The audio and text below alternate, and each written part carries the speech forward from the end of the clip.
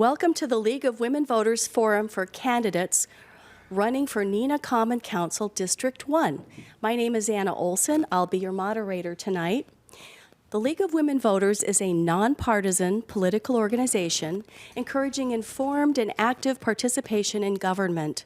We do not endorse or support any candidate or party. We believe that voters are best equipped to decide which candidates best represent them and their interest. Our forums and online voter guide, vote411.org, are recognized as valued sources of information for voters. All the questions asked during this forum have come from the audience. If you have not yet turned in a question and wish to ask one, please raise your hand now, and a League volunteer will help you. Note that questions must be for all candidates. The League reserves the right to choose which questions are asked, as well as editing the questions for clarity and brevity. There are 3 candidates running for this office: Kristen Sandvik, Brian Ray, and Mark Ellis. And unfortunately, there's a last-minute problem, and Mr. Ellis will not be joining us tonight. We're going to open with a 2-minute statement where each candidate will introduce themselves to the voters and explain why they are running for this office. After the introductions, we'll be asking questions. Each question has a 90-second limit. Our timer is Mrs. Deb Dreyer. She will, keep an eye on her, and she will let you know when your time is limited and then finally stop. We will end the forum with each candidate allowed a 1-minute closing statement. In a random choice, we found that Ms. Sandvik would be our opening speaker, and so we're going to begin with her 2-minute introduction. Thank you, Ms. Sandvik. I want to start with saying thank you to the League of Women Voters for organizing this opportunity to introduce myself to voters. I also want to be sure to say thank you to everybody who has been supporting me and who is here tonight. This area is my home. My family moved here around my 2nd birthday when my dad was hired by Neenah Foundry. I went to Nicolay Elementary School on Doty Island. I attended Maplewood Middle School, and I graduated from Menasha High School. After high school, I earned a BA in sociology from the University of Wisconsin at La Crosse. While in college, I worked at Lutheran Social Services as a direct support professional in adult family homes for adults with developmental disabilities. After I graduated, I continued as a supervisor for 2 of the adult family homes, and then I left LSS to work as a W-2 coordinator, which is Wisconsin's application of TANF funds. In these roles, I gained direct knowledge about the application of government programs and how things like policy and budget changes can have a real effect on citizens. While in college, I also interned with Cooley Region Mediation and Restorative Justice. It's a program which offers mediation services to eligible offenders and victims in an effort to offer closure to victims and reduce recidivism. I first learned about restorative justice while I was studying abroad in Hong Kong, and I was excited to see that there was a restorative justice program in La Crosse.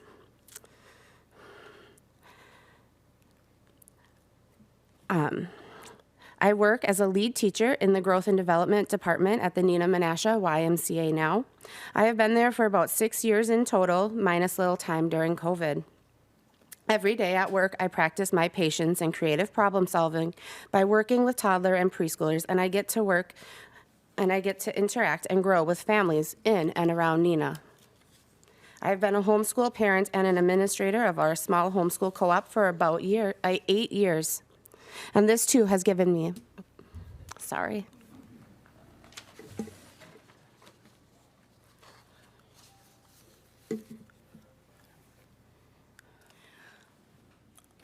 Thank you. Mr. Ray. Thank you. My name is Brian Ray. You can visit my website, brianray.com, to read a little bit more in depth about me. But to give it a synopsis, I grew up here in Wisconsin, then joined the Marine Corps after high school back in 2000. After many years in the Marines and finishing my BS in Aviation Maintenance Management, I moved back to Wisconsin and started working for Air Wisconsin. I chose Neenah. I chose here to live and raise my family because of the good schools, the number of manufacturing and medical facilities, and the hometown values. It's very easy to see the potential for our city. My goal is to plan for and achieve that potential. And I believe the best way to achieve that potential is to listen to the citizens of this city. Listen to what they have to say. Listen to what they feel about the projects that are going on around our neighborhoods so that we can best work with them, work with the community, work with the companies to find the best way forward for all of Neenah. And I like to keep things short and to the point, and that's all I have. Thank you, Mr. Ray. We're going to begin the first round of questions with Mr. Ray. And I thought we would start with something that's a simple question that will give you a chance to talk a little bit more, each of you, about your personal skills in a particular area that's very important in city government, budgets. The question, Mr. Ray, is, what has prepared you to deal with city budgets? City budgets are budgets. They're the same budgets that we do at home. I also maintain the aviation maintenance engineering department for Air Wisconsin. What that means is I work with outside firms as well as our internal budget to make sure that we are receiving the proper engineering resources, i.e. Any change that needs to happen to the aircraft, any changes that need to happen to the manual so that we can maintain the aircraft. But all this, of course, costs money. And we don't know always what's going to happen in the future. So we have to plan for budget things for the next year, further out sometimes for larger budget items, so that we can keep a tab on what is coming in, what is our budget for a given time period, and then making sure that all the things that we need to get done can get done within that budget. So this is something I deal with on a daily basis. I'm constantly working with engineering firms to make sure that we're getting the best deal for what we're getting from them, either the services or the individual engineering packages, as well as within my own department, making sure that our travel is taken care of. We're doing things on not a cheap way, but a frugal way, making sure that the money we do have to spend is spent well. So that's how I'm going to deal with every budget that comes across my table. Thank you. Ms. Sandvik, how would you respond? Similar. My main experience with budgeting is my household budget. I operate our household budget on primarily a single income because I do homeschool my kids.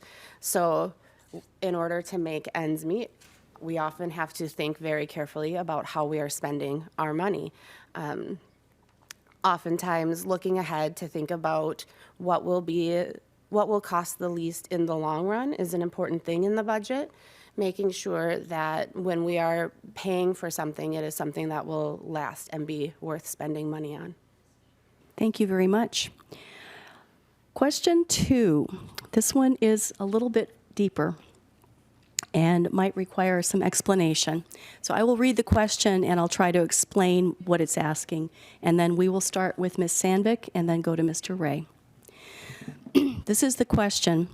Mayor Lang and Mayor Merks of Menasha have complained about the delay in distribution of the ARPA funds. There seems to be a communication problem between Winnebago County Board and the cities, towns, and villages. How can this relationship work better? And for those of you who aren't familiar, and I wasn't, I had to look it up, the ARPA funds are the American Rescue Plan Act. Wisconsin has received $3 billion to be used by municipalities. So the question is, Ms. Sandvik, how can we improve the communication between the Winnebago County Board and the various cities and towns in Winnebago County? I think the key word there is communication. I think having an opportunity for the different councils to get together and truly talk about things would probably help the most. If it's a yearly or quarterly or monthly meeting just to discuss the issues, because the issues that are in Winnebago County will directly affect the issues that are in a city within Winnebago County, which is Neenah. That's all I have. Mr. Ray, how can the ARPA fund distribution be better discussed between Winnebago County Board and the cities, towns, and villages? When I feel like I'm not getting enough communication within either the company or outside individuals, I pick up the phone and call them. It can be that simple. Maybe they don't realize what we need money for. Maybe they don't know what our needs are. So it's our responsibility to reach out and let them know. Show up at the meetings, give them a call, set up an email to them so that you can set up meetings. Communicate, just like she was saying. It's that simple. Just reach out and communicate. Okay, thank you very much. Question 3. According to the ALICE report, and the ALICE report is Asset Limited Income Constrained Employed. According to the ALICE report, 33% of households in Neenah do not have sufficient income to achieve basic cost of living needs. This would be $33 an hour job, full-time, for a family of 4. What should or can the city do to bring in better paying jobs and address the affordable housing crisis? We're going to start with Mr. Ray. Well, it's kind of 2 different subjects there. We bring in affordable housing as well as bringing in jobs. They don't exactly. I'm going to stop you. Just address the jobs. Our next question will be about affordable housing. So go ahead and address the Focus on jobs part. Okay. Yep. Works for me. So to bring in more jobs, you need to bring in companies that have good paying jobs. We have a number of good paying companies within Neenah already. The challenge is, how do we keep them here? How do we maintain good relationships with these companies? And how do we entice them to bring more business here? That's can be handled many different ways. You can incentivize through breaks. You can have using the property that Neenah owns right now. We can offer it at rates that are appealing to the companies that might want to come in here, as well as we could come up perhaps with some sort of fund, a rotating fund for small business development within the community. Something where we start with grant money, and as the companies develop and have the ability to pay that money back, that money goes directly back into that same fund and is recycled through the community. Just shooting from the hip there. So. Thank you. Ms. Sandvik? Yep. So I agree that it means that we need to be bringing in high quality jobs for our citizens, our residents here within the city of Neenah. How we can do that, I think about, we do have, and I'm going to say this, we just closed 2 TIFs. We do have tax incremental financing, which is one way that you can incentivize businesses to invest in our community. I say that knowing that we also need to be careful with tax incremental financing and how much we have going at one time.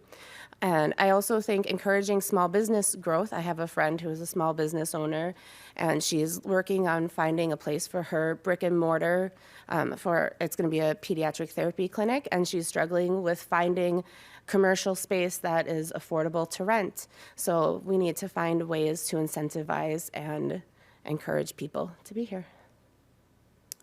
Thank you.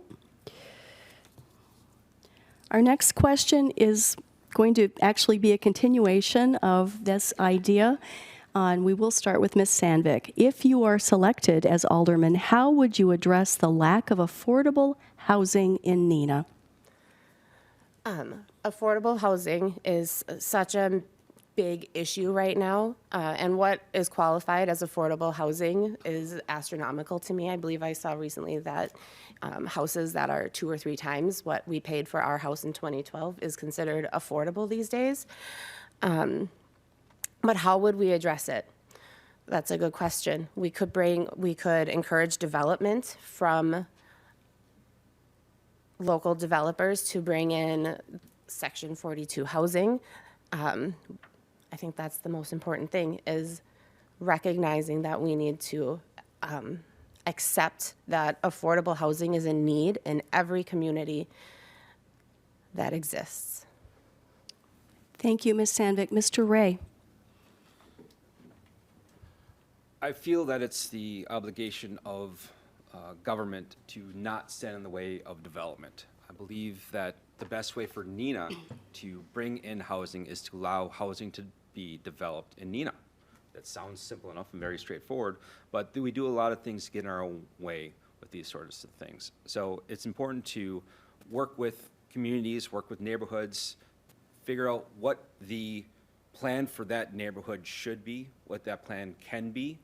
And again, that comes down to communication, reaching out, talking to the individuals out there, talking to developers, who has ideas, who in the area is willing to take on these projects, and who can do it for prices that's going to make affordable housing, that's going to make the type of housing that we want to develop in Neenah. We want to bring in young families. We want to develop the neighborhoods that way. So we need to communicate with each other. We need to talk. We need to open up ways of doing that. Thank you, Mr. Ray.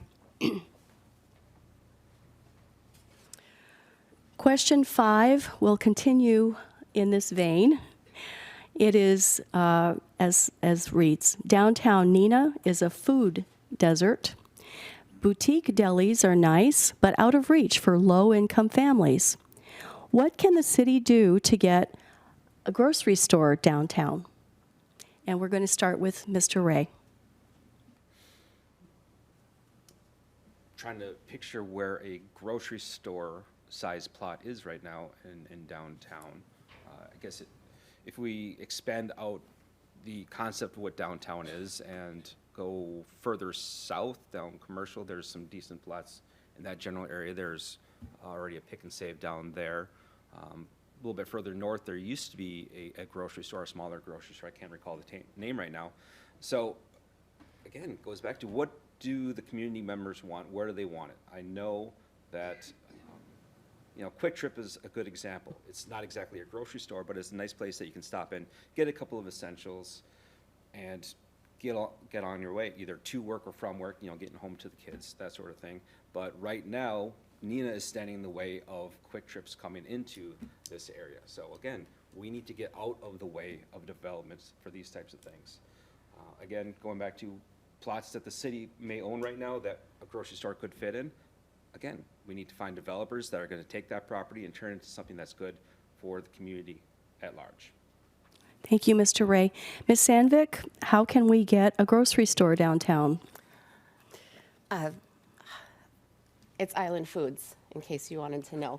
I remember we used to go, my family used to go there. I grew up on Doty Island, and I actually think that where that was could be a good location for a small community grocery store.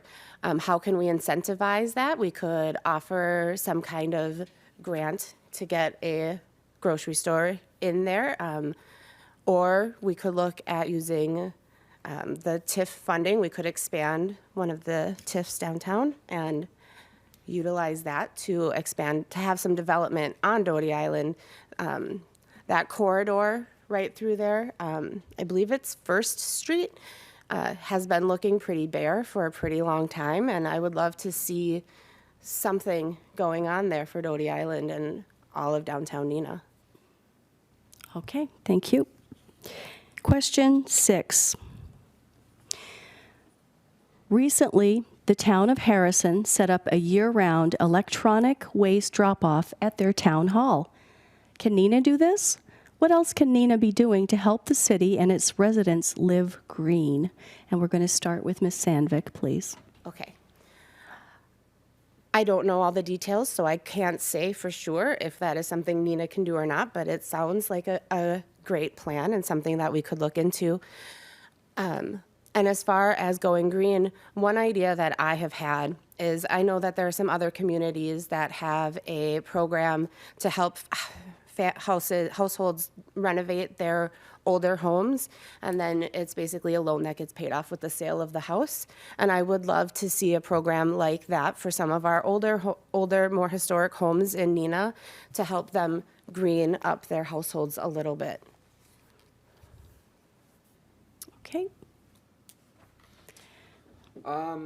I don't think that a whole lot needs to go into developing a electronics recycling program. If it is a drop off here at the city hall, I think that would be feasible. Again, definitely something that we should look into. I agree.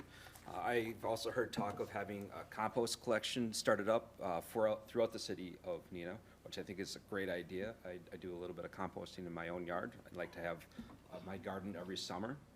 So I think that's very, very beneficial for individuals as well as the community at large. Expanding the community gardens, that's also something that has been brought up many times. And again, this could go right into the compost collection right there. Something along those lines I think is very doable. Doesn't necessarily take a lot of effort from any one individual or a group, but I think getting that ball rolling is something that we should all strive to do, and I don't think it would be too hard for a group to start working that direction and get a little help from the city council. And improving the homes, again, having information out there, how best to get your home ready for winter, how best to get your home ready for summer. Putting stuff like that on the internet, on the city website. It's not expensive, easy to do, information is out there, but centralizing it for the citizens is a great idea. I think would be something that we should be doing. Thank you. Question 7 is going to continue in a similar area. The question is, what should local government do to prepare for and mitigate the challenges of climate change? And we're going to begin with Mr. Ray. As a city government, I don't know how much impact that we can have on climate change as a whole, but I know that the city of Neenah has areas within our boundaries that are polluted. And I think we should start small. We should start focusing on those areas, cleaning up our ground soils, cleaning up our storm water, maybe looking into having stormwater treatment here in Neenah instead of just having things percolate through the soil, which is just concentrating more pollutants. I was sitting in that chair last night, brought this up to the council, and I believe that is the best way forward. Instead of creating these retention ponds throughout the city, gobbling up valuable real estate that we would like to use for either home development or business development, let's think to the future, know where we're going, have a 5, 10, 20-year plan, and building that plant possibly. Maybe that's not the best answer, but it's something we need to start looking into right now, because otherwise we're going to be behind the power curve on this. Thank you. Ms. Sandvik. Yeah, climate change is here. I walked here today and I didn't even wear a winter jacket, and I don't know if you know this, but it is still February. We tapped our maple trees a week ago. We're going to boil maple syrup already next week. And if you don't know, that's very, very early. So it is a reality that we are going to have to deal with regardless of what we do now to try to stop it. We all know that the time to act on climate change was 10 years ago, and here we are without having done enough. So some small things we can do. We can work on making Neenah a safe place for pedestrians and bikers to reduce the amount of pollution that is going into the air.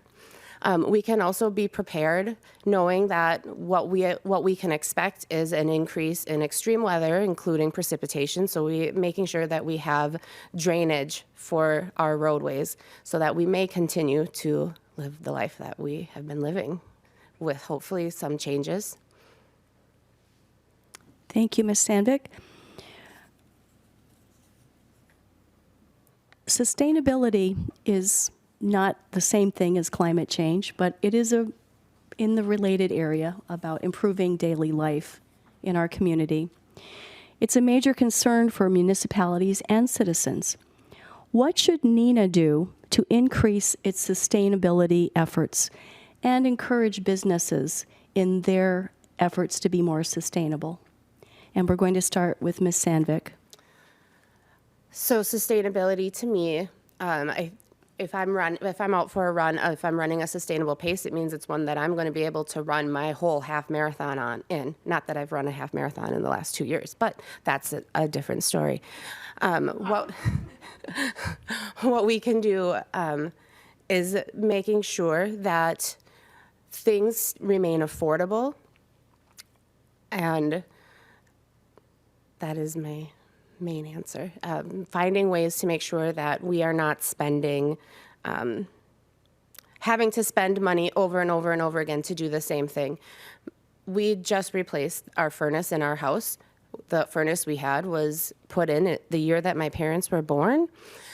So that to me was a sustainable purchase because it lasted for about 50 years. Making sure that when we are expending money on something, it is something that is going to last is to me a sustainable thing. Thank you. Mr. Ray, how can we be more sustainable and encourage our businesses to be more sustainable in their practices? Coming back to wastewater treatment, again, we are putting a Band-Aid on our wastewater treatment right now, and so much that we're not treating it. We're just hoping it's going to percolate through the soil and go off into the lakes and streams around us. So, again, that's something that we could think about. That's something we should focus on. As far as individuals and companies go, we need to be smart with our money. Same with the government. The government needs to be smart with their money, what they're investing in. It's a great point. When you're investing in things that are going to last the lifetime of an individual or much, much longer, hopefully. So what can Neenah do? We can be smart about our investments. We just bought a bunch of vehicles for the city to use and other agencies within the district. And I'm hoping that we did the research. Are these the type of vehicles that are going to last? Are these the type of vehicles that are going to be exactly what we need now, as well as in the foreseeable future for those vehicles? Did we make sure that we got as much use out of the previous vehicles as possible? Have we been maintaining those aircraft? Sorry, I'm slipping back into my job. Maintaining those vehicles so that they're going to continue working for us as long as possible, so that we don't have to buy a new one every couple of years. When we have a perfectly good one, it's just got a couple hundred miles on it, a couple thousand miles on it. We need to invest well in ourselves and in our community. Thank you very much. We've had some pretty heavy topics, so I'm going to throw you a little bit of a softball. Okay. And we'll begin with Mr. Ray. What makes Neenah a great place to live and raise a family, and what would you do to make it even better? As I mentioned in my opening statement, I moved here because the schools are great. I'm very happy with the education that my children are receiving right now. Things can always improve, absolutely. I feel like things are improving there. So definitely the schools is something that I'm very happy about here, as well as the parks. Getting to know the parks in the area.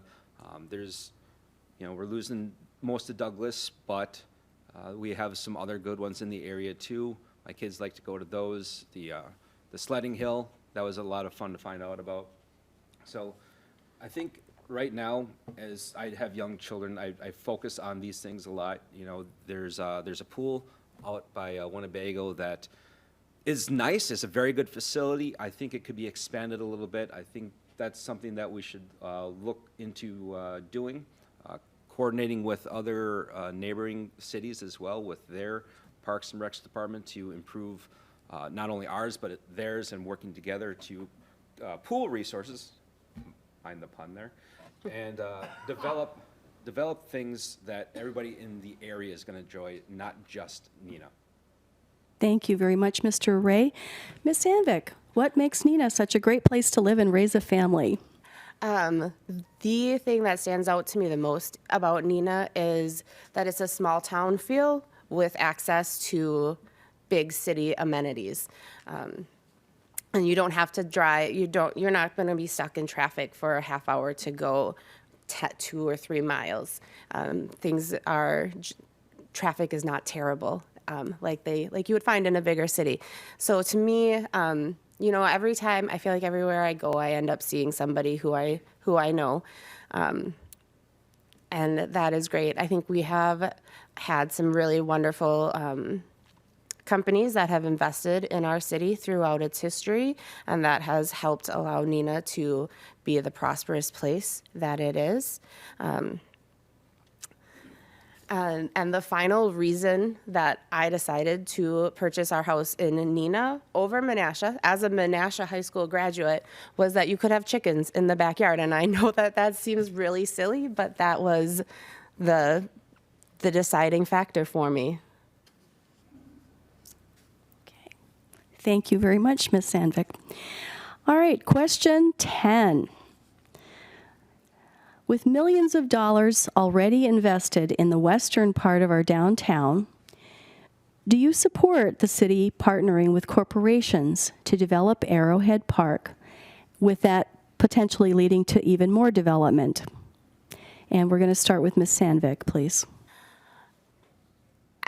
Arrowhead Park is the closest park to my neighborhood. It's the only park that my kids could get to without having to cross a busy road or go over the over the Winneconne Street overpass. So, and I believe that the updated plan does include a playground, which I think will be wonderful. I would definitely support a little more development into making that space a usable green space. I believe that that area along the water there is a great opportunity for Neenah to really invest in itself. Thank you. Mr. Ray. Arrowhead Park has an interesting history.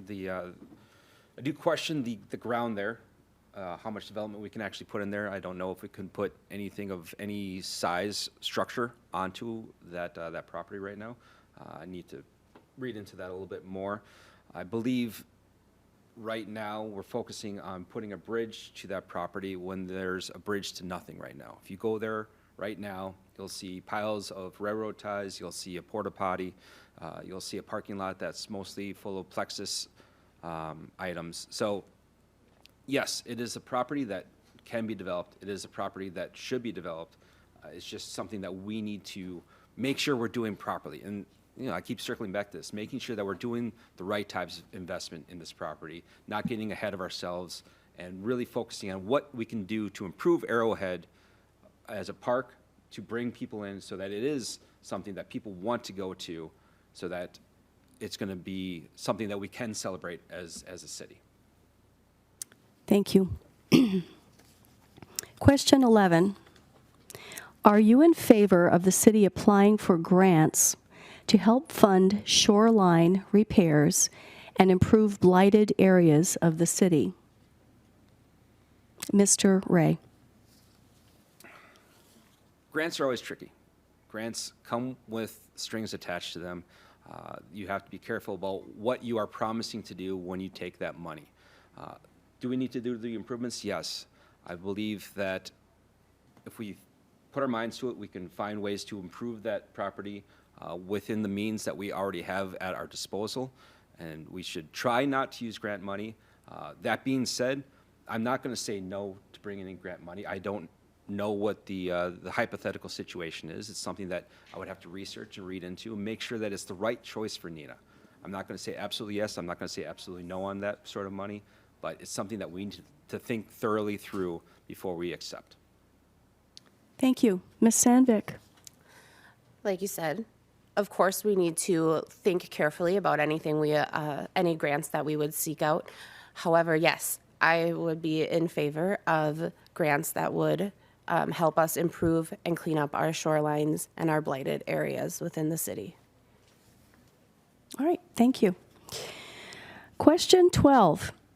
Do you think our TIF districts have been a success for our city, and would you support new districts? And we'll start with Ms. Sandvik, please. Yes, I believe that overall we have seen some really great developments come out of our TIFs. I think we do have to be careful with how we are applying TIF funding, because it does take away from things like our schools. So if you are developing if you are using your TIF funding mostly for housing developments, I question the wisdom of that when you're going to be adding to the burden of our school districts by increasing the number of people within it. However, TIFs are a really great way to encourage development within our city. That is how we got Plexus, which has been pretty successful here. So yes, and we did just close 2 TIFs within the city, which is great. And looking around, is there a couple little areas that are blighted? But yes, but maybe they will now that now that the surrounding area has been improved. Maybe it will draw more in. Okay, thank you. Mr. Ray? I'm not sure about TIFs as a whole. Again, it's a subject that I'm learning more about. I'm researching more and more into these plans, and I feel like we can self-fund these properties, these developments in a better way without strings attached, and like she was saying about taking money away from our school district. That money hopefully is going to good uses with the school district, and when we take it away with TIFs, we are hampering our own development of our children, of our future there. So finding ways to advance Neenah, to build properties, to bring in companies without using TIFs would be preferable. But again, I'm not saying absolutely not to a TIF, because again, I want to read it, I want to go through it, I want to understand it, what are we going to be gaining and what are going to be losing if we accept these. Thank you. Briefly, question 13. Do you think the city's TARF fee has been a success? Mr. Ray? I believe it's being applied as it was intended, and it is working as it was intended. I believe the money is going where it needs to be going, and it's coming out of the areas that it should be.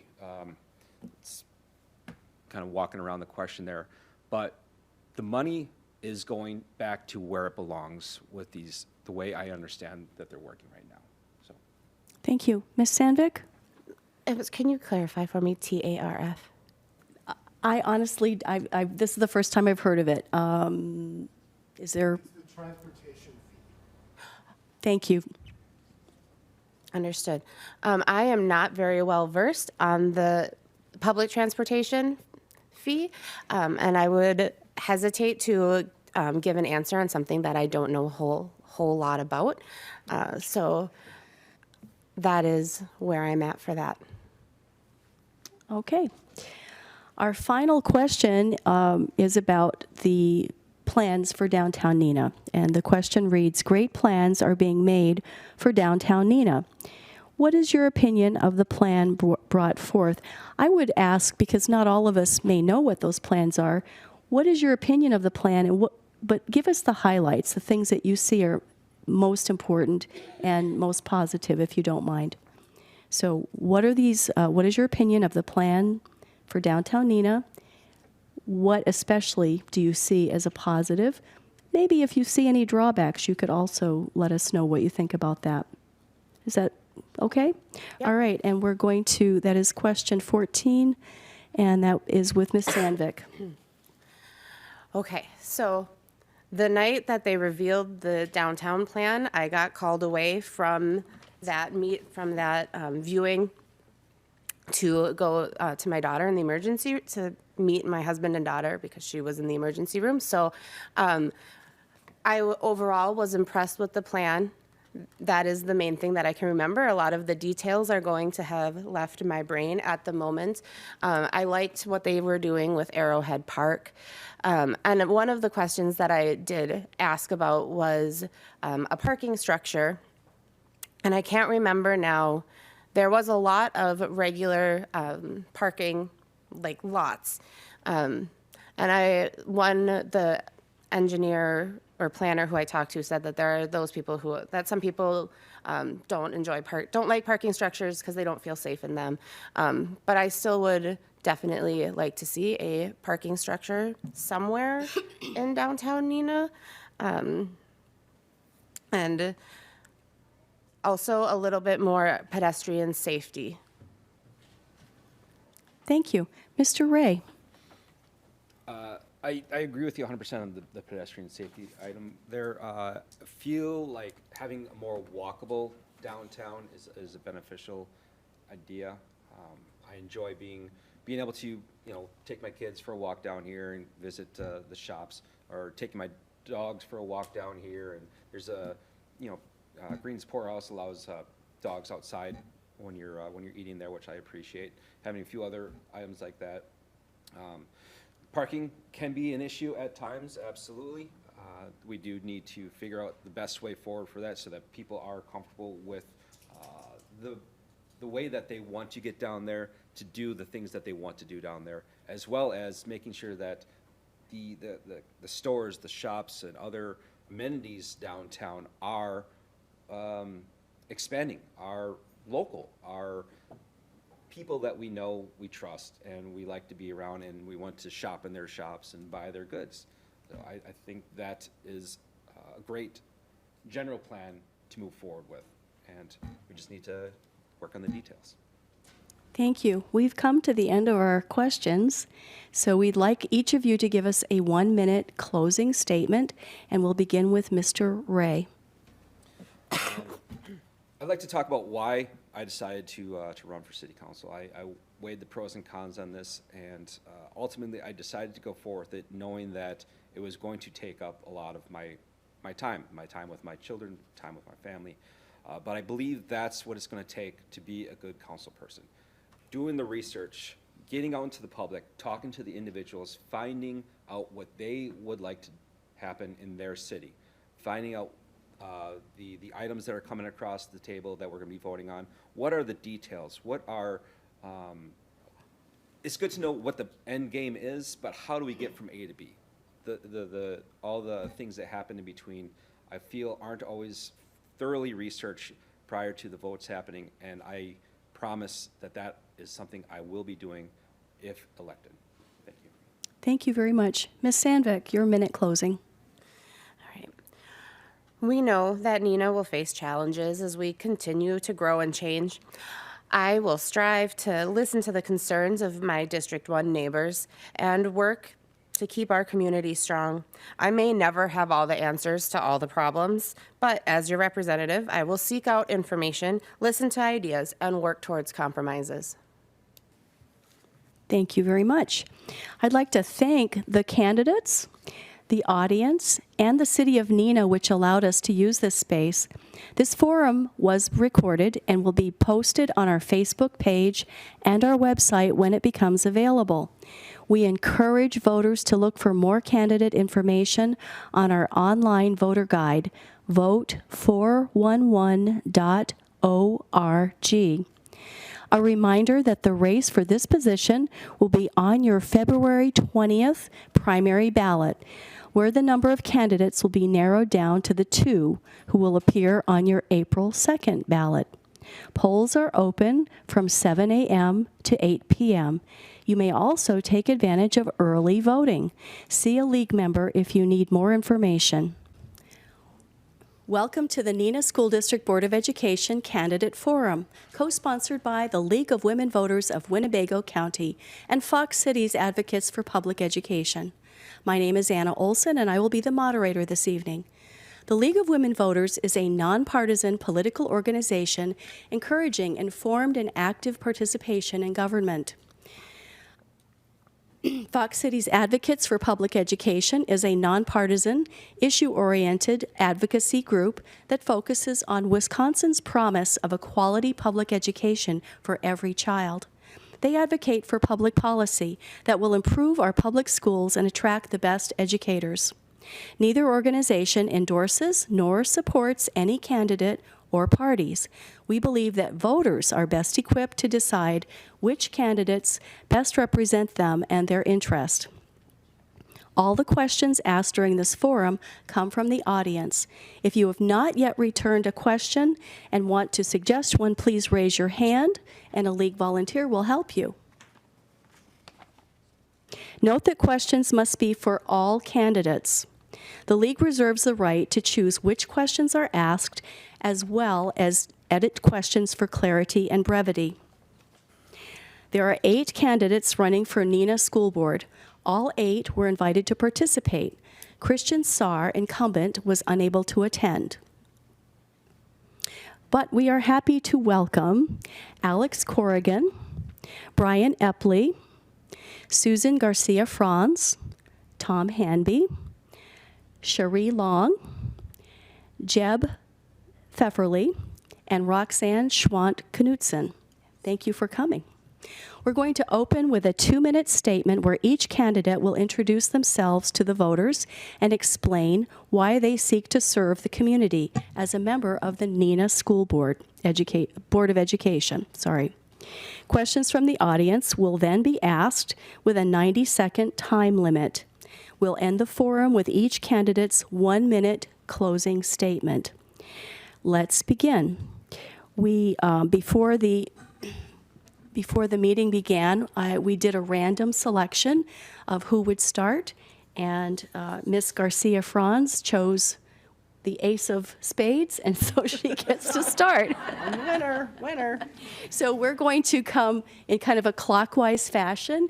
After Miss Garcia Franz, it will be Mr. Hanby, and so on.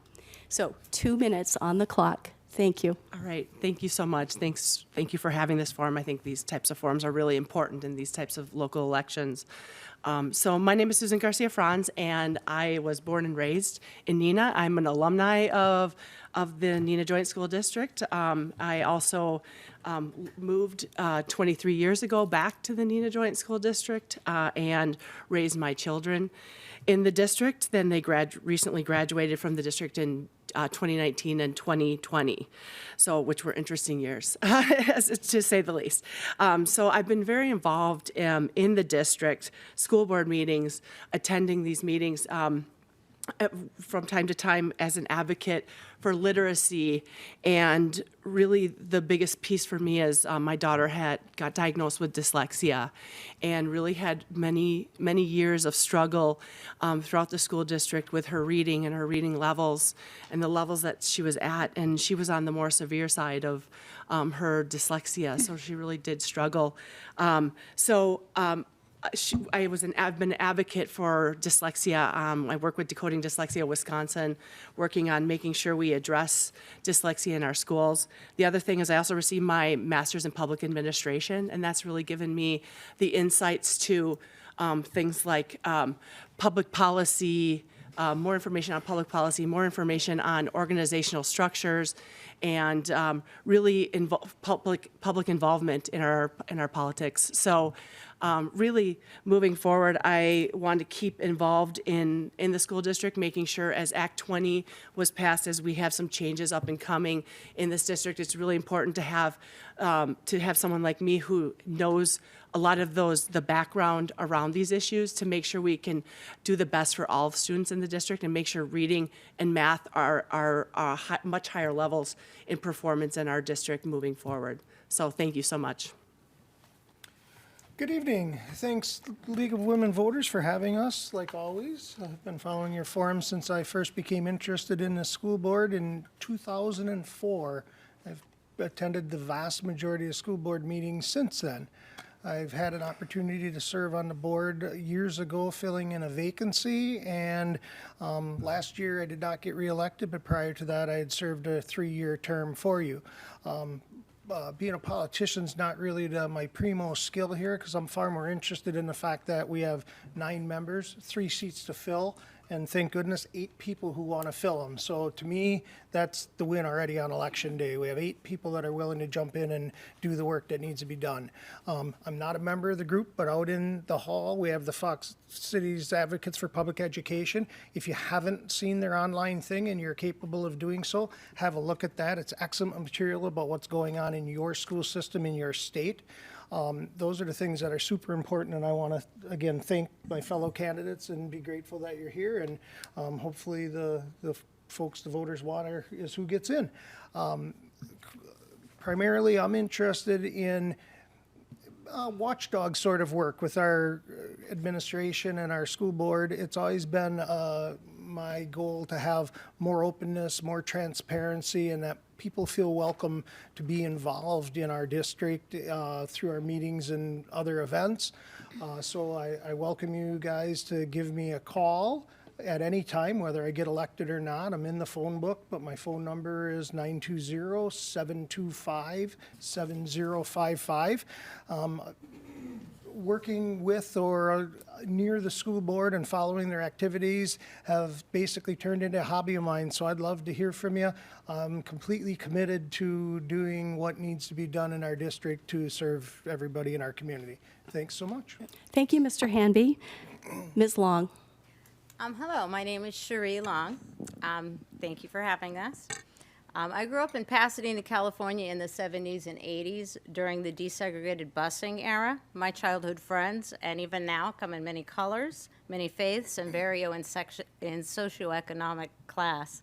I chose to move to Neenah in 2002 with my 4- and 6-year-old because Neenah Joint School District was one of the highest ranked schools in the country, and there were local colleges for me to further my own education, all at a cost of living that a restaurant server could afford. I earned a bachelor's degree at UWO in sociology, the study of social life, social change, and the social causes and consequences of human behavior.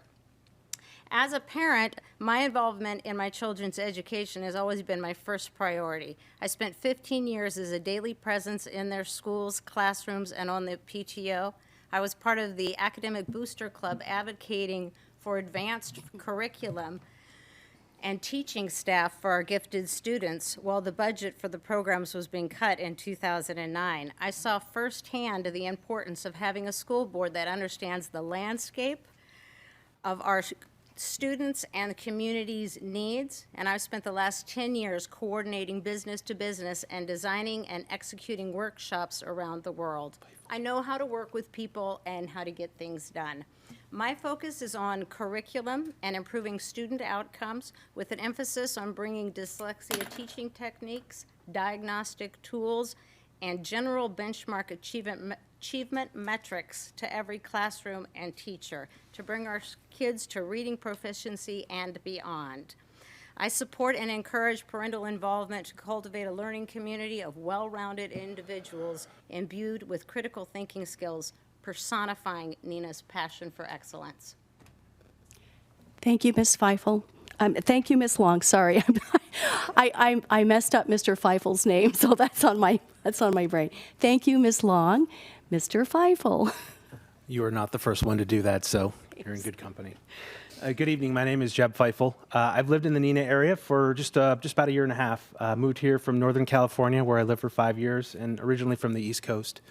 I have 2 lovely boys most of the time in the district, a almost to be 16-year-old, watch out, and one that just turned 12. Really got interested in sort of politics at the local level, or public office at the local level, I should say, back in 2020.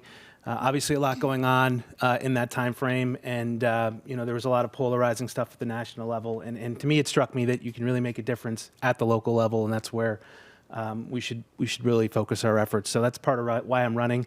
I'm also running because there's nothing more important to me than my 2 boys, and want to make sure that I am involved in, have a vested interest in positive outcomes for them. I'm running really for 3 reasons. One, I want to make sure that we live up to the promise of Neenah with Pride, fueled by a passion for excellence, and focus on student outcomes. We're spending more every year, and our testing scores and performance by every objective metric is declining. Want to make sure that we are appropriate check in the place for the current administration. I think they've got a lot of good ideas, but want to make sure that there's some healthy debate and conversation there, and that we are really following the processes, and that parents are brought along for the ride and have input into the process. And then lastly, just make sure that we're not a rubber stamp, right? I think the best ideas come from good debate, so we want to make sure that we all have input into that, and make sure we come up with the best solutions possible for the best outcomes. Thank you. Thank you very much. Ms. Schwant Knutson, please. Thank you. I've lived in Neenah all my life, and I am an alumni of Neenah High School. Class of '97 was the best. I'm a parent in the district and my family is blended. We have 3 boys. Our oldest graduated this past spring, our next is a freshman, and our youngest is in 5th grade. My experience in real estate and banking makes me an excellent candidate for Neenah School Board because of my understanding and knowledge of our home values, how they're affected by the financial responsibility of the school board. As a leading realtor in the Fox Valley area, I have cultivated lifelong relationships with my clients, which demonstrates my ability to being compassionate to others on an individual level. Being a school board member is all about forming these kinds of relationships with the community, the parents, students, and our administration to keep the channels of communication open. This will allow me to effectively work towards mutual solutions for the benefit of our students and the future of Neenah. I hold multiple degrees, certifications, and credentials among finance, marketing and business management, real estate, including my broker's license. These empower me to be fiscally responsible in making decisions for the best outcome of our district. I've worked for companies such as Albany International, Kimberly-Clark Corporation, and Plexus Corporation, and there were a few years that I drove bus for Cobeson. I decided to run for Neenah School Board because as a parent in the district, I want to be a positive voice for all of you. I will work hard to give the students and the teachers the resources and tools they need for a quality education that meets the students' needs where they are at. I decided if I wanted to see positive change in our community and our district that I needed to get involved, and this is the time, the place, and the how. I will work towards improved communication and transparency between our school district and the community. Thank you very much. Thank you very much, Ms. Schwant-Knudsen. Now to Ms. Alex Corrigan, please. Hi, I would like to start by thanking all of you for coming out on this wonderful rainy night to spend your evening with us. I'd also like to thank the League of Women Voters for having all of us and putting forth the effort, and thank you, Ms. Olson, for moderating. My name is Alex Corrigan. I am a mom to 4 kids, and 3 in the district, 1 joining the party next year. I have a 9-year-old, an 8-year-old, a 5-year-old, and a 4-year-old. I am currently a stay-at-home mom. In a past life, I was an attorney and a social worker. I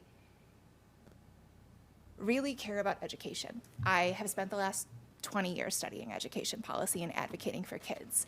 I see the job of school board as really kind of a nexus for facilitating a conversation between competing interests, between parents, between advocating for kids, between an administration, but also what I'm not hearing mentioned tonight is the teachers. I feel like we ask our teachers to invest in our kids, and we need to invest in our staff and our teachers as well. And I think that that is a big consideration that needs to be part of this conversation going forward. I am so thrilled that there are so many people here who are passionate about our schools. I am so thrilled that there are 3 parents up here who have kids with dyslexia, who are bringing this conversation about literacy to the forefront. And I'm just really, really grateful to be part of this conversation. Thanks. Thank you, Ms. Corrigan. Mr. Epley. Good evening. Thank you to the League of Women Voters for hosting this forum, and thank you to the City of Neenah for the use of their space, and thank you to all of you for attending and taking part in this process. My name is Brian Epley. I grew up in Neenah. I live and work in Neenah, and I'm proud to call this my home. My wife and I are proud parents of 3 kids in 6th grade, 8th grade, and a junior in high school. In the community, we are active members of First Presbyterian Church, and I've been in the brigade for over 3 decades. Professionally, I'm a structural engineer. Being an engineer is an interesting job, and I like my work. I believe I do good work and provide good value to my clients. And even though I like it, I can't say that I'm passionate about designing a beam or specifying concrete. My passion is for public education. I get excited to see the amazing accomplishments of our students. Often when I hear a teacher talking about a student exceeding their goals, I get teary-eyed. I love seeing parents go above and beyond to support their kids, and I appreciate the amazing booster clubs and volunteers we have that do so much. Truly, our whole community supports our students, and it's amazing to be a part of that be a small part of that community. It has been my honor to serve 2 terms on the Board of Education. During those 6 years, I was vice president for 1 and president for the last 4. While on the board, we built a new high school, brought the mill rate down 14%, navigated the difficulties of a pandemic, surpassed 95% graduation rate, exceeded expectations on our state report card, and maintained a balanced budget throughout. Those are not my accomplishments. Those are the celebrations of our dedicated team of staff, administrators, board members, and our community. It takes all these people collectively finding common ground and working together to achieve excellence in education. Thank you. Thank you very much. That concludes our introductions. We're going to begin the first round of questions with Mr. Hanby and just continue around. And the first question has some background, so listen carefully. If at any time you need me to repeat a question, because there are a lot of folks tonight at the forum, don't hesitate to ask and we'll repeat it. Since the private school voucher program began, public school districts have lost millions of dollars. In this year alone, the Neenah schools have had $3,471,370 removed from what they would have received with no voucher payments to private schools. If our district would have gotten these funds, what do you think they should have been used for? Are private school vouchers good or bad for public schools? Mr. Hanby. Would you, just the last couple words of that, I was thinking, I'm sorry. After the introduction, it talks about what should we have used those funds for, and are private school vouchers good or bad for public schools? Yeah, thank you. Well, obviously taking $3 million out of our local funds that are really earmarked for your public schools is certainly not going to be an advantage to our public schools. The board and the administration does an awful lot of work to try to balance your tax dollars to cover the structure and the rigor that we want and our public wants within our schools. So it's a pretty disappointing affair, in my opinion, to do that. One can understand how it initially came up, that there's some areas of the state where public schools don't excel, but it certainly seems to be counterintuitive to be taking money away from public schools when we are continuing to push more growth and more rigor onto our staff and our students to basically continue to do more with less resources is not ideally the way in which we'd operate it. If we had the additional money, obviously the goal would be to not be spending it on simply on facilities or energy bills. It would be to put it into teaching staff that can meet more individualized direct needs of our students. You know, again, spread it out so that it does the most good with the available funds. Thank you. Thank you, Mr. Hanby. Ms. Long, how would you respond? So this is an issue close to my heart, as I started homeschooling my son because the system had failed to bring him to reading proficiency in second grade, and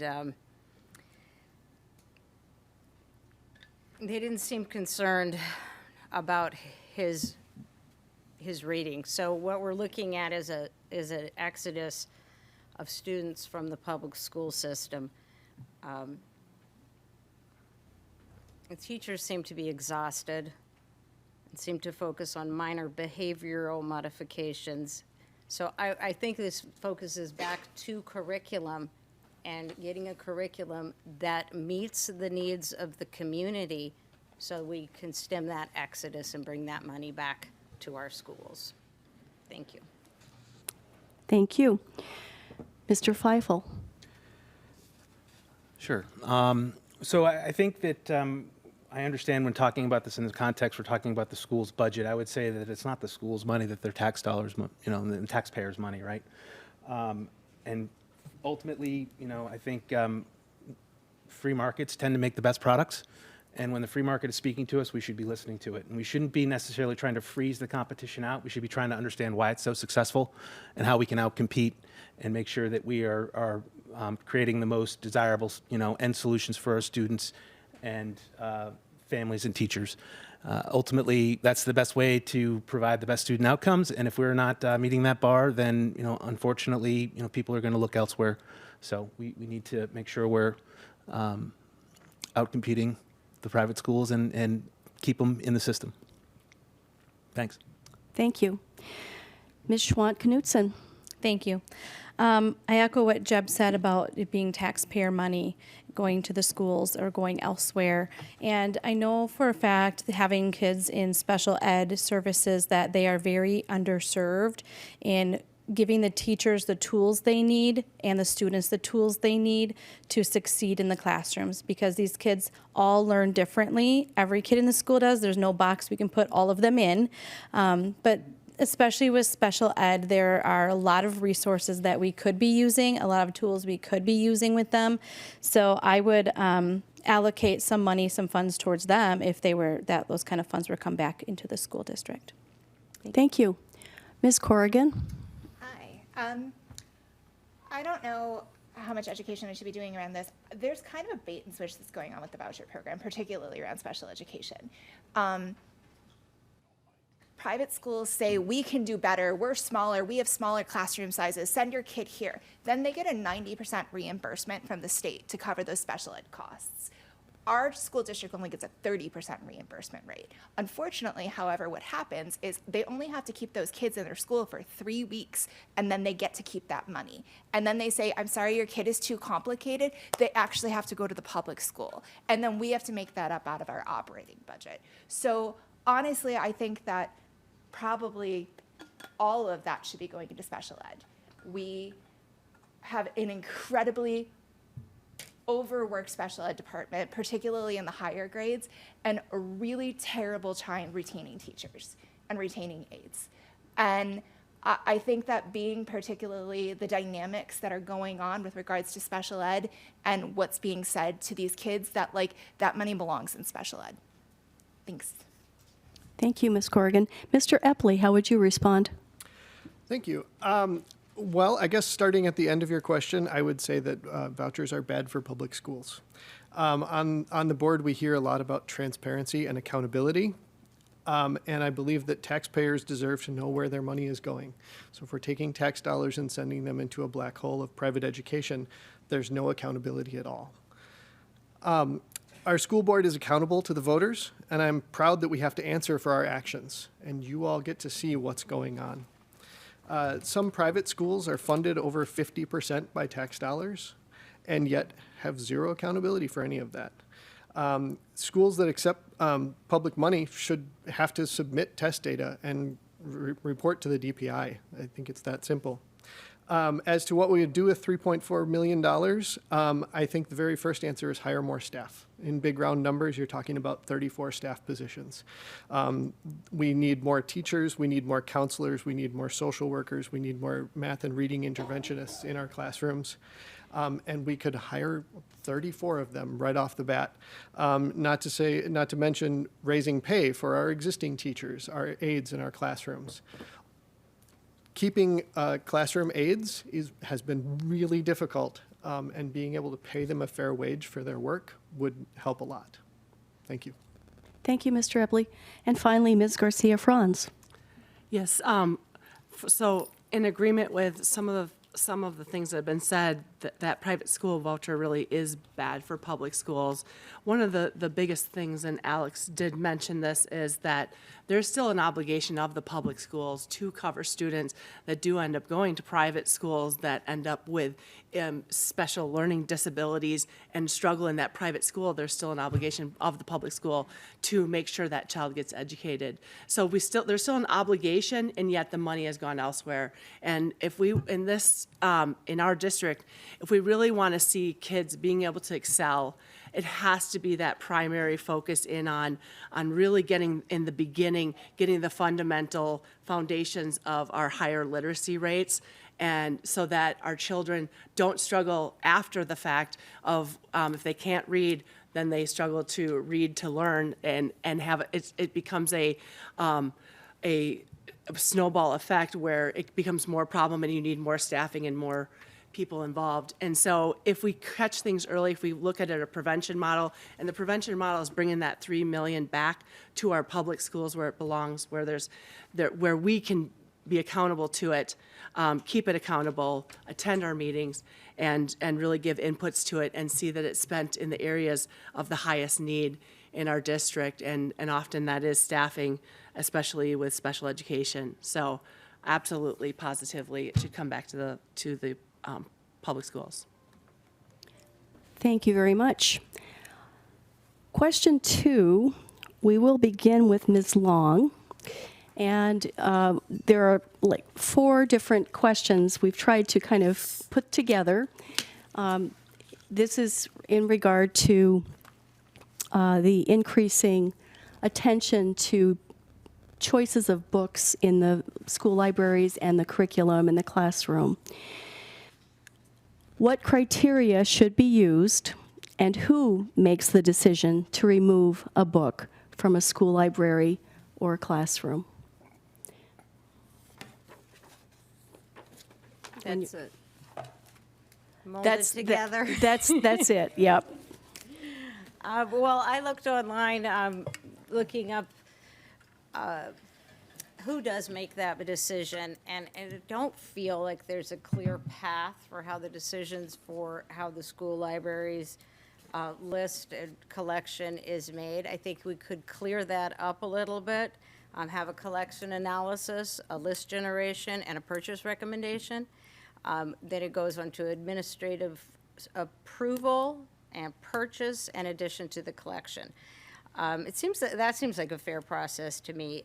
The Board of Education could also add the process of community approval before purchase. I mean, as a parent, I've always liked a lot of the controversial books, and I don't have any problem with it, but I do want the library to serve the whole needs of the community. And I respect the opinion of others in my community to decline a book for their child. And we have full access to digital libraries such as Wisconsin Public Library Consortium. And books that are not approved for minors can still be parent approved if the parent feels differently than the majority of the community. Okay. Mr. Feifel? Sure. I think that there are objective standards for what is appropriate and not appropriate as far as age appropriate content, and I think parents, have visibility into what that is and what is being offered, or they should. I think there is an online database, so that does exist. Ultimately, how that is determined should be dictated by the policy of the school board and carried out by the district administration, whatever that is. That policy should be crafted with input from teachers and the community, and there should also be concessions or a process in place where if somebody disagrees with the policy or somebody has concerns about the content, there is a very clear process to have those concerns heard and addressed succinctly and quickly. Right now, I think it's somewhat of a third rail topic, and we don't really have clear standards and a process, and I think that is a huge opportunity for us. Thank you very much. Ms. Schwandt-Knudsen. Thank you. I have no idea what the process is currently. For my sister is you could call her a librarian. She has her own bookstore, and I always go to my sister because I trust her. I would hope that we can trust the librarians in our schools. I guess if there was a process in place that I was aware of, that would be much more helpful. Like a couple before me suggested, if the librarian finds some new books that she thinks would be good and wholesome for our kids to be reading and learning from, that I know my sister orders books and makes a decision on that. So I'm guessing the librarians in our school district make the same kind of decisions. I don't know if they have to have approval by somebody else. I imagine they would, but if that's not a process in place, I would like to be part of making a process. If they're pitching to bring in a book that's controversial, I would just hope that it would be age appropriate. Administration review for the book and approval would be a good thing to do. Somebody else suggested the community input. I don't know how to do that, but I would be all for seeing options for that. yeah, if there's no process, there should be a process. Thank you. Ms. Corrigan. There is a policy online with regards to how community members can challenge books in our district. I've reviewed it. I don't have any interest in micromanaging how our really talented staff does their job. I think that we have a hiring policy for librarians. I think that the existing policy where community members can challenge books if they are interested in doing so, it exists. I personally am not a fan of challenging books. I, again, very much trust that, Alliance Charter isn't going to have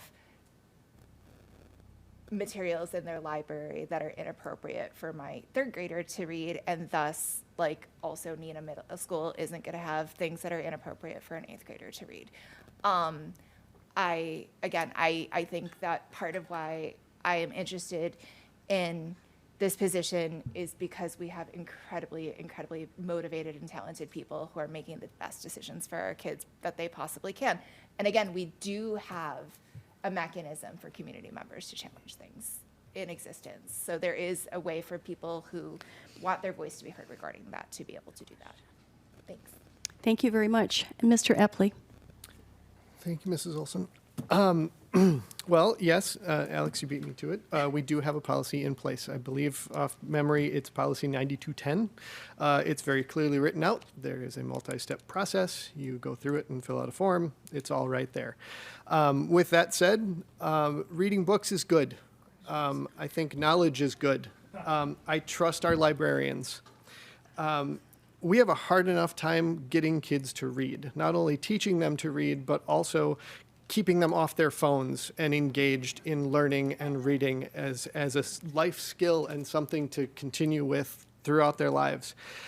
We've been making strides in reading. We are trying to improve our reading scores all the time. But really, I think we need to encourage kids to put books in their hands. Of course, they should be age appropriate, but really don't discourage them from reading.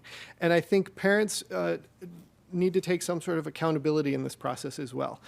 When my kid has a book, I ask them about it. We talk about it.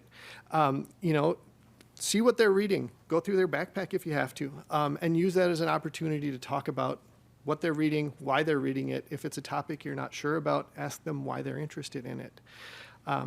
So that's my thought. Thank you. Thanks, Mr. Epley. Ms. Garcia-Franz. Yes, so a lot of things have already been said, so I don't want to repeat, but do want to say, from the perspective of public administration, having a policy that exists and then having a way for the public to put out a challenge if they are questioning the policy or questioning specifics within the policy, such as a specific book that's been brought into the district and they want to question it, is the most important part of our strong democratic processes in which having input from community is important. So, I don't want to get into the semantics of specific books because I don't know if that's what this forum is about. It's about expanding education, and I agree that having a child that struggled with reading, she loves to read now and buys her own books, and it's kind of amazing. And we didn't always have that process happen for us while we were in the school district. So I just want to say that encouraging that through kids and really giving them those opportunities, I think, is important. Thank you. And finally, Mr. Hanby. Yes, as everyone said, we have a policy in place. Our books are selected by a committee, so not just our librarians, but a vast amount of our staff's involved in recommending books. To be fair, I don't know if we currently have a mechanism for the community to recommend books to that committee, which if we do not, and I don't think we do, that would be an advantage. It would be an opportunity for our community to recommend books put in. That's really the backside or the opposite of this question, is which books should be eliminated and how should that be chosen. The reality is in my 20 years of following the board, we've had a very limited amount of challenges to the books that we have. Not to say that it's not existent, but we do. But as we're a community of many, many people with vast different interests and ideas, I see essentially every book in our library could potentially be objectionable to somebody. Of course, it's a democracy, so because it's objectionable to one family doesn't mean everybody else is denied access to it. We would have to have a book, in my opinion, that would get awfully controversial before we would remove it once we had selected it into our thing or into our group. The idea, of course, is for students to have exposure to all kinds of different topics and theories so that ultimately they grow up to be the best people that they can be. Thank you. That concludes question 2. Question 3 will begin with Mr. Feifel. And this is a perennial question that we have before the board every year. How will you deal with the issue of retaining good teachers in the district? This is a critical point. How will you deal with retaining good teachers in the district?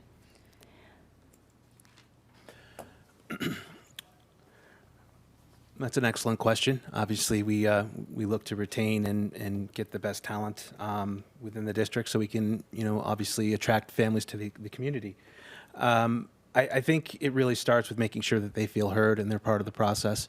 I have talked to some teachers, and I think that they, in a lot of cases where curriculum is concerned and decisions are made, don't feel like they're engaged and are afraid to speak up out of fear of retribution. So I think making sure that they have input and feel heard is critical. I think that whether you look at setting up something like teacher roundtables or getting solicit feedback from them, in a format like that, I think would be good to make sure that, again, when policy is crafted, they have a seat at the table, so to speak. Again, I think additionally, making sure we have competitive wages and we have a consistent vision for the future is critical, and so that they understand that there's stability in the position and can see a long-term future within the community. Thank you. Ms. Schwant-Knudsen. Thank you. The question's about retaining good teachers. I had great teachers. I loved my teachers, and I think that it would be important to keep that communication with the teachers open with the administration so that they don't ever feel that they can't come to the administration with a concern. I think that is very important for them to be able to do. We should trust our teachers that they're teaching math, how they know how to teach math. I know for my own children, my oldest I always go to the parent-teacher conferences, and I asked the teacher, why are you teaching math this way and having group tests? I didn't understand. It wasn't about carrying the one, okay? But I didn't understand the group test thing, and she explained it to me and basically said that she was told this is the way she had to teach it. And that didn't sit very well with me, and I kind of got more interested in everything. I like what Jeb also said about roundtable. We do that at the office as well, bouncing things off one another, and that's fantastic. I think getting regular feedback from the teachers, checking in with them on a regular basis, whether that be quarterly, monthly, whatever it is, checking and seeing if they have what they need. Keeping that communication open between teachers and administration is very important. Thank you very much. Thank you. Ms. Corrigan. I have been spending my free time doing informational interviews with staff. I have been trying to talk to people from as many schools as I possibly can. And what I am hearing from teachers is they're exhausted, they are asked to do a lot, and they feel disrespected by this district. I have heard a number of people look at me very puzzled and be like, I don't know why we can't retain good teachers. And then I looked into it, and apparently health costs for our teachers have gone up 400% in the past 2 years. We have teachers in this district that have a family deductible of $12,000. That's unconscionable for me. How are we supposed to expect our teachers to take care of our kids if they can't take care of their families? We have the lowest cost of living increase in the valley. We have Oshkosh teaching, UW Oshkosh is telling their student teachers not to apply to the Neenah school district. Like, we used to be a destination district, and we're like, I feel like failing our teachers. Our teachers are looking at what happened with the high school, and they're like, you can put all of this money into a building, but you can't put money into us. Sorry, I'm running out of time. Additionally, they're feeling very disrespected by our HR process. Like, I'm hearing teachers reported being shushed during HR conversations. And like, I think we need to bring a fundamental respect back to the profession in this district. Thanks. Thank you, Ms. Corrigan. Mr. Epley. Thank you. Communication is always open. Any teachers out there, I'd be happy to talk to you. I know some of them I've heard are scared to talk to the board. I'm always happy to talk to you. If you don't want me to say a word about it, I won't. Keep in mind that if I can't talk about it in any way, there's not much we can do to help, but I'm always welcome to talk to anyone. We have tried to maintain or retain our teachers by maintaining the highest starting salary in the valley at $46,000. The last 10 years, we have provided at least cost of living increases plus for our teachers. And as Alex mentioned, healthcare has been a challenge. We had a healthcare provider for 1 year who then dropped out of the market entirely, and we were forced to go find something different. It's been a challenge, and I would love it if we could get our hands on that $3.4 million to help address some of those concerns. That would be a good start. Thank you. Thank you, Mr. Epley. Ms. Garcia-Franz.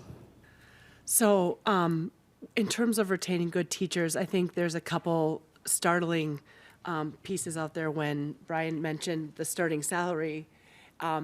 That kind of starting salary is one that qualifies a lot of people to that move into our district to qualify for housing programs, housing assistance programs at that beginning salary. And they're struggling to meet basic needs in terms of the housing market has increased, in terms of looking at paying for their medical needs in all the different areas. Our families and our professionals are stretched. And so really looking at compensation, we know things happened with Act 10. It really has impacted public employees, and there is an opportunity to look whether it maybe has helped districts, but it maybe hasn't helped the overall with some finances, but it really didn't help retain your teachers and retain a career where people want to go into it any longer. We're struggling. And so as a mother whose son is going into teaching, I'm hoping for the best, and I hope he can sustain himself as he goes into the career. But my fear is that it's going to take a while. And so when those things happen, people have to sometimes leave it as a career. So we really need to relook at this. Thank you. Mr. Hanby. Hi. Obviously, as far as retaining staff in a teaching environment is the same as retaining staff in any environment. The two things that get the most attention are pay and benefits, because most people aren't doing it for a hobby. Those are the first boxes that you need filled in. After that, people want to have a work environment that they like, enjoy, or think is excellent. The one thing I've seen over the 20 years that I've been following this, attending all the board meetings and hearing what people who do come forward have to say, is it's the same complaints our community has. They don't feel open, and they don't open communication, and they don't feel they have a venue to appropriately make recommendations or requests that they might not receive retaliation for. So somehow, as a group, we need to bridge that gap. So to either make it absolutely apparent that it's not true, or change the way in which we do it to make it so that they can have those things. The other thing interesting, we talked about doing an impromptu survey. I do the same thing, and a lot of our staff will say it's simply a change in the way that teaching is done with the amount of technology that we use to simplify things. It's adding work onto their plate that did not exist before. Neenah does more than the state on that. Thank you. And finally, Ms. Long. All right, okay. So retaining good teachers. In 2016, when my older son graduated from high school, Neenah High, I was told at least 3 of his teachers that they were retiring that year due to curriculum changes and not getting support in their classrooms to teach their method in the way that they knew how. So, and when my younger son was in school, I questioned some of his assignments, and the teachers didn't have a clear idea of what they were teaching or even how to explain that to me. So I think a clear curriculum guideline and an objective of what they're teaching will not only bring them and give them back the passion to teach, because I believe every teacher has become a teacher to really impact the lives of their community. And it's always been a fairly thankless job. It's not a high pay. It's a lot of hours. It's a lot of personal time. And they want to feel supported by the school board, by the parents, by the community. And if the curriculum changes in a manner where they are more focused on meeting children's emotional needs instead of actually teaching, they're going to have problems. They're going to be disheartened, and they're not going to want to stay with the district. They're going to move on. Thank you. We're running short on time, so we're going to do just one more round of questions, and then we'll have the 1-minute closing statements. Question 4, we'll start with Ms. Schwant-Knudsen, and this question is, the school district votes next week on whether to close Hoover Elementary. How would you vote on that issue and why? Okay, I had a feeling this might come up, so I have a little bit prepared. Give me a moment to find it. I know for sure that it will have an effect on kids' mental health. I was very happy with how a lot of parents, teachers, and even a principal came forward to speak at the school board to share their thoughts and their feelings with the school board. I think that is the most important thing to do, so that the school board knows how the community feels. I do think that there is an open opportunity for more community involvement in how this has played out. I know there was a lot of parental involvement because they held the Zoom meetings, the in-person meetings, but I really didn't see much getting the community involved. There was a lot of communication with the new high school referendum, sending newsletters to homes and sharing information that was going on and what was being presented, but there was nothing of the sort for this proposal. I would like to see more community involvement in that. So that's all. That's what I was wanting to say. Thank you. Thank you. Ms. Corrigan?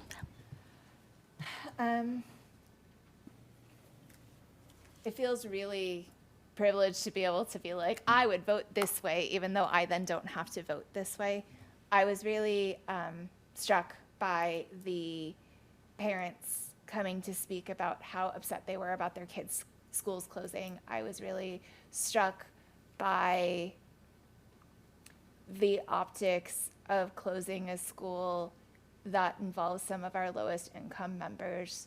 I was also very struck by what felt like the administration's, not the school board administration, but the administration's unwillingness in these meetings to host these meetings and then say like, well, this is how we're going to do it. This is the plan. And parents to be like, but could you consider this, like busing waivers or things like that? And I know that the school board, or that the superintendent's office was going to be coming back in 2 weeks with some additional possibilities of numbers of like what busing waivers would look like and things like that. But it's an impossible decision, and I feel I don't want to say that it's rushed because I haven't been a part of the process this entire time, so I don't want to criticize the people who are necessarily involved in the process, but it doesn't feel good to hear parents say like, these are our repeated concerns, and the administration to be like, but this is the plan. It doesn't feel like that is actually considering the parent concerns that are being Thank you. voiced. Mr. Epley? Thank you.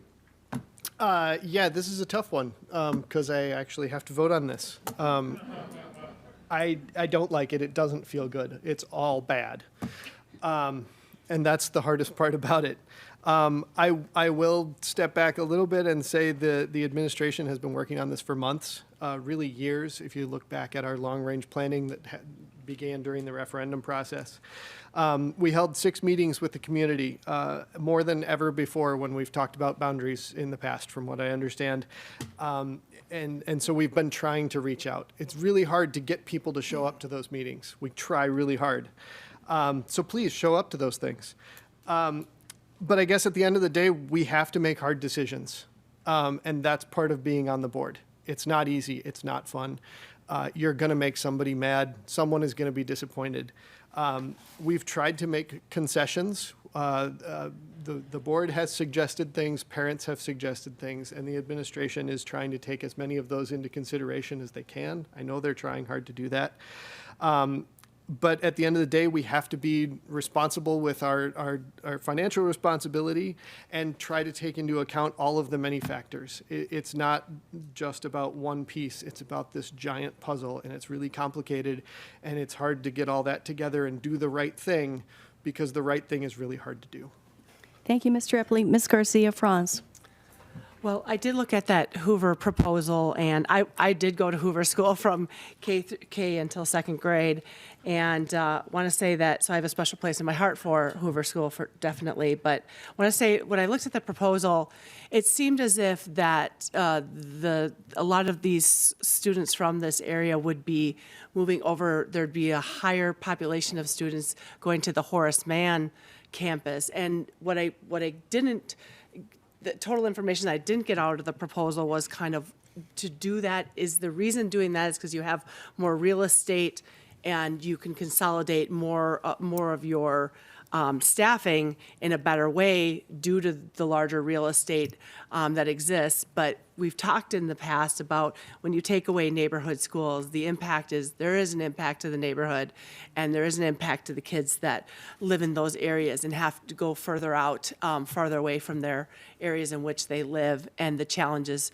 especially in the district, in that part of the district. So I want to say that I need more answers to the questions I have looking at the proposal of, is it a staffing ratio issue? What is really the key elements to it in terms of cost? Because it seems like you just shifted a lot of students to another campus. So I really want to look at what is the true benefit of doing that as a district.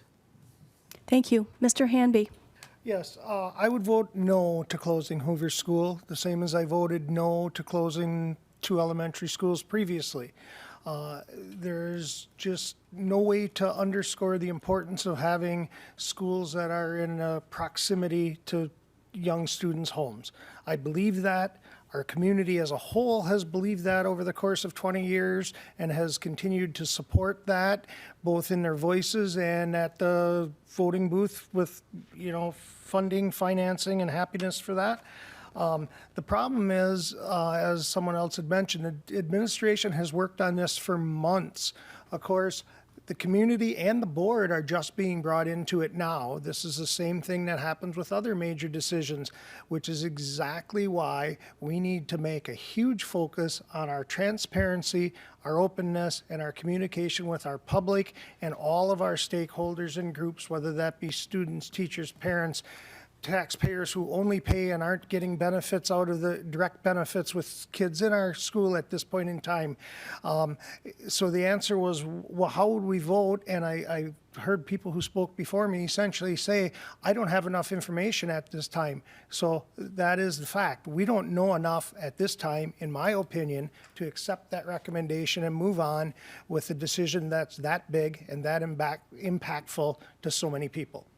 Thank you. Ms. Long.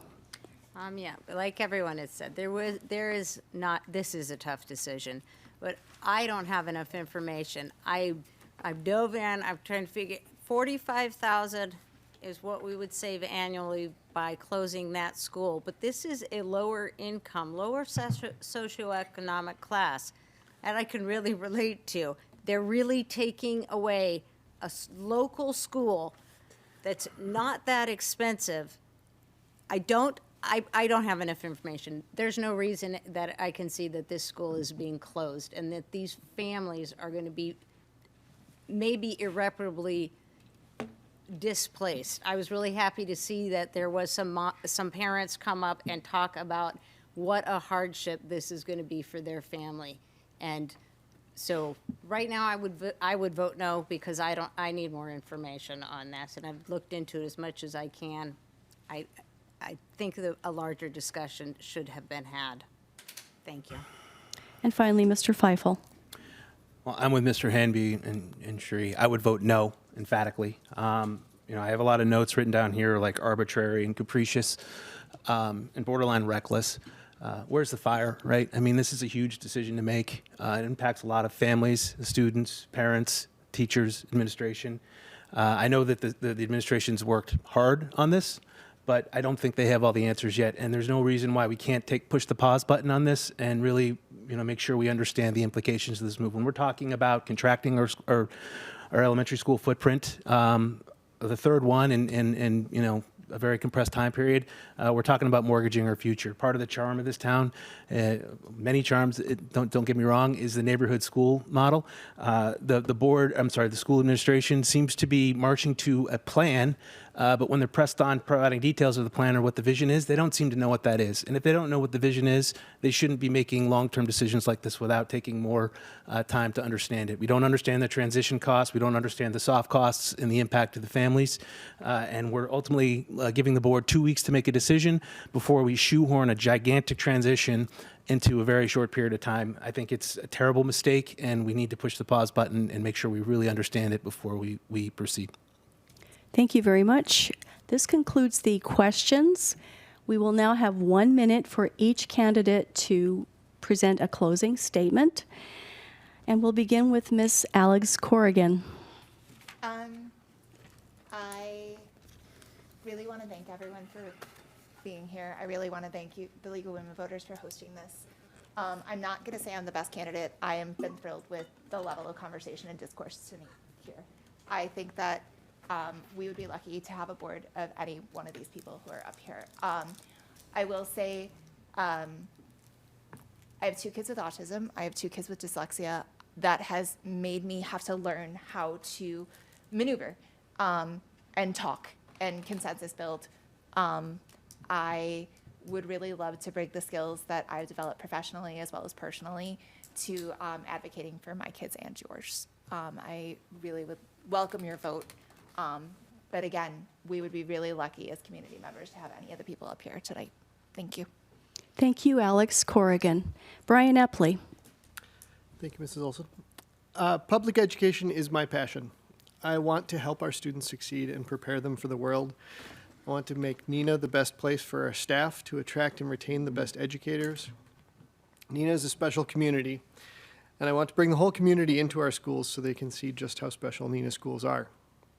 I want to hear your ideas and about how to make our schools even better. In our plan for success, at the core is growth for all.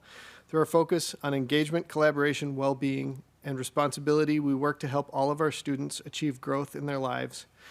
Our district has grown, but that work never ends. We're continually improving. We need to improve our state report card, maintain our balanced budget, and create long-term plans for our facility improvements. I hope you will support me so I can continue to serve our community, our staff, and our students. Thank you. Thank you, Mr. Epley. Susan Garcia Franz. Thank you. Thank you again for everyone for showing up. And in terms of why I feel like I can really help the district moving forward is that passion of making sure all students can succeed. And it takes a lot of levels of decision making to get there. And I do credit the board with all of the thoughtful processes that go in to different decisions that are made, but also taking the time to get everything that you need to make good decision making. And I'm involved in that in my professional life with gathering data and gathering community input and putting it into plans. And I feel like that type of expertise will go a long way to serve the school district because I have done that in a professional capacity as well as with my children as being an advocate for my children to make sure that they can succeed in life. So I think that I would love to serve on the Neenah Joint School District Board of Education. So thank you. Thank you, Ms. Garcia Franz. Tom Hanby. Alex stole my thunder. Obviously, throughout this evening, we've just proved that you can't choose wrong. Everybody here, if you looked how our answers evolved as it went through the group, they were all complementary to one another. So if any one of us would have had 10 minutes to give you a decent answer, you'd have got all great answers from all of us. I think the 7 of us will make an excellent board somewhere doing something. So I was excited about that part. So I'm a winner already. But if you're looking for a board member who you believe will listen to you and additionally hear you, be open and honest and communicate with you, and then actually go to the meetings, be there on a regular basis, and then vote in a manner that's consistent with the conversations we had, then I am your man. Thank you, Mr. Hanby. Cherie Long. First of all, I do want to thank everybody up here for their willingness to help out. And thank you, Brian Epley, for your continued service to the community. We continue to face tough decisions in this post-COVID landscape. We've got budgetary needs. We do need to curb the decline of test scores. We've got to curb the exodus of kids leaving. But I think now is the time to bring in a diversity of opinion with fresh insight to tackle these issues. And I believe that I have that skill set. So thank you, and I would like you to vote for me. I'm up for the job. Thank you, Ms. Long. Jeb Feifel. Thank you. I would echo everybody's sentiments. I think it's really neat to see, positive public discourse, and I think we all want the same thing, which is the best outcome for the school. I'm sure we have different ideas about how to go about that, so I think we've given folks a lot to think about, so thank you for the opportunity to speak. I have a background in business. This is my third time zone, and the other 2, I witnessed varying public school models, some big, some small, and I think have good perspective on what can work there. This is my first foray into this field, so hopefully some of my skills in the business world are fungible. I have a strong background in finance. I've worked amongst and led teams, and really, to be successful in that environment, you really need to make sure you bring everybody along for the ride, and I think I can do that and would really appreciate the opportunity to do so. So please vote for me in a couple of weeks. Thank you. Thank you, Mr. Feifel. Roxanne Schwant-Knudsen. Thank you very much. And thank you to the League of Women Voters for hosting this forum. And for all of you that are here, that shows that you're passionate about our school and want the best for all of our students and teachers. My lifelong ties to Neenah, combined with my experience in real estate and banking, position me to serve as a strong advocate for the community, the parents, the students, and our educators in the Neenah School District. Along with my experience, reputation, and commitment to the financial responsibility, transparent communication, and acknowledging and addressing the needs of our students and teachers, I am passionate, dedicated, and I want to leave a legacy of positive change with a bright future for Neenah School District. Mr. Hanby, if I vote for you, will you vote for me? Seems fair. Yes, I do wish for your vote. Thank you very much. Thank you, Ms. Schwant-Knudsen. And thank you all, audience, for being here and caring about public education. I'd like to thank all of our candidates and also the city of Neenah, which allowed us to use this space. We know that time did not allow asking all the questions submitted by the audience, and we're sorry for that. We have such a great pool of candidates that we just couldn't get around to all the questions. We do encourage you to reach out to the candidates on your own, however, if you have more questions.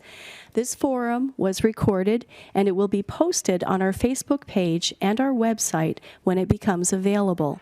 We encourage voters to look for more candidate information on our online voter guide, vote411.org. A reminder that the race for this position will be on your February 20th ballot in the primary. You can vote for up to 3 candidates. The top 6 vote getters will advance to the April 2nd ballot. Polls are open from 7 a.m. to 8 p.m. Early voting has begun in most municipalities. See a league member if you need more information. Thank you and good night.